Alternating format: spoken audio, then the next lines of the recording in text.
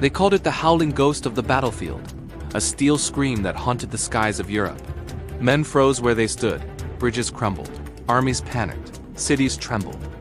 This is the story of the Junkers. Ru-87, the Stuka, the aircraft that defined the face of Blitzkrieg and became one of the most feared machines of World War II. Subscribe to Ghosts of History, where the past still breathes beneath the waves. The Stuka was born in a time when Germany sought precision in warfare. Its name came from Sturzkampf Lux, meaning dive bomber. Two men sat in its cockpit, the pilot in front, the radio operator and rear gunner behind. It was built for one purpose: to dive almost vertically toward its target and deliver a bomb with terrifying accuracy. Its fixed undercarriage, inverted gull wings, and automatic dive brakes made it unique, slow, but devastatingly precise. It could hit a bridge, a convoy, or a single gun position from thousands of feet up. But what truly made the Stuka infamous was its sound, the Jericho Trumpet.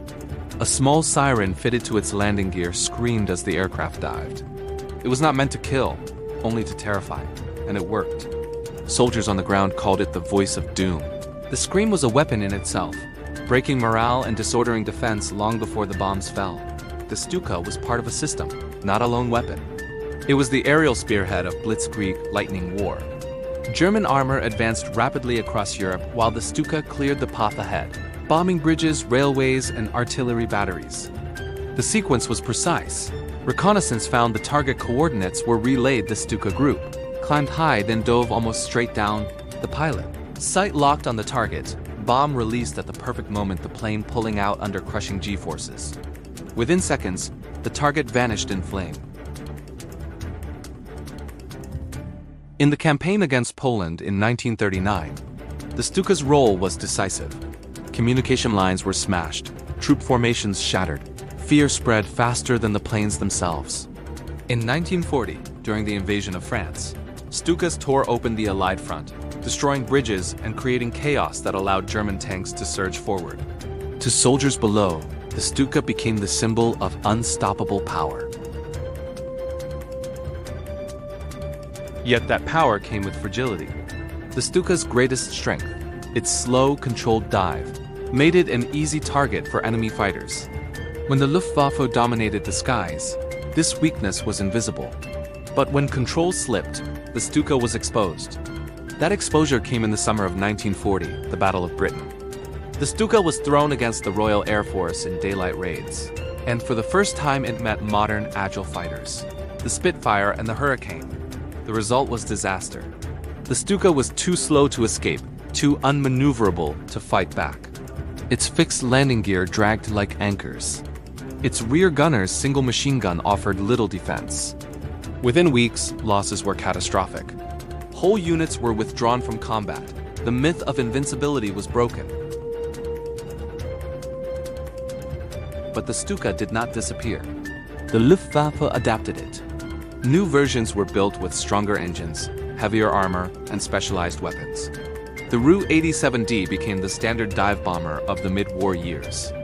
Later, the Ru-87G emerged, the Kanonenvogel or cannon bird, fitted with two large 37mm anti-tank guns beneath its wings. No longer diving at near vertical angles, this version hunted Soviet tanks at low altitude, firing armor-piercing shells that could destroy a T-34 in a single hit. As the war evolved, the Stuka shifted to night harassment, anti-shipping strikes, and close support where air superiority allowed. On the vast Eastern Front, the Stuka regained purpose. In the endless fields of Russia, precision still mattered. Against long supply lines and columns of armor, the Stuka struck with accuracy and psychological weight. Pilots like Hans-Ulrich Rudel became legends, credited with hundreds of tank kills. But even here, the aircraft's weakness lingered. Soviet fighters improved, anti-aircraft fire thickened, and losses continued. The Stuka could still hurt the enemy, but only when protected and coordinated. Compared with its contemporaries, the Stuka represented a narrow philosophy. The American Douglas SBD Dauntless, also a dive bomber, served over the Pacific with carrier fleets and faster performance. It was deadlier against ships but better defended by fighters. The Soviet IL-2 Sturmovik, slower to aim but wrapped in armor, could absorb punishment the fragile Stuka never could. British and American fighter bombers like the Typhoon and P-47. Thunderbolt ultimately replaced precision with speed, survivability, and flexibility. The Stuka remained a specialist, brilliant at one job, doomed outside it. By 1943, the tides had turned. Allied air power ruled the skies. What had once been the terror of Europe now needed constant escort just to reach the front. As Germany retreated, Stukas operated mostly at dusk or night, in desperate strikes or ground support missions. Many were destroyed on their own airfields by Allied bombers.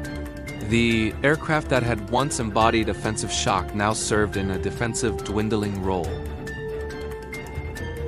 And yet, the legacy of the Ru-87 endures. It was a weapon designed not just to kill, but to frighten, a fusion of engineering and psychology. It demonstrated how sound, precision, and timing could break morale as effectively as explosives, but it also proved the limits of specialization. In the age of total air war, no aircraft could survive without speed, flexibility, and protection. The Stuka's lessons echoed into the jet age.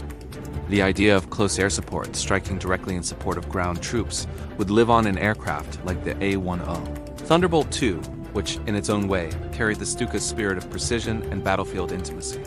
But never again would an air force rely on fear, alone to dominate the sky. The Ru-87 Stuka remains one of history's most recognizable warplanes. Its profile, its scream, its dive, the sound of a doctrine that conquered Europe for a brief, terrible moment. It was both instrument and icon, terror and tool, brilliance and flaw. When the world changed, it could not follow. The Stuka screamed through the first half of the war like a verdict, sharp, final, unrelenting. And when the thunder of engines faded and the smoke cleared, only its echo remained, the echo of the scream that once ruled the sky.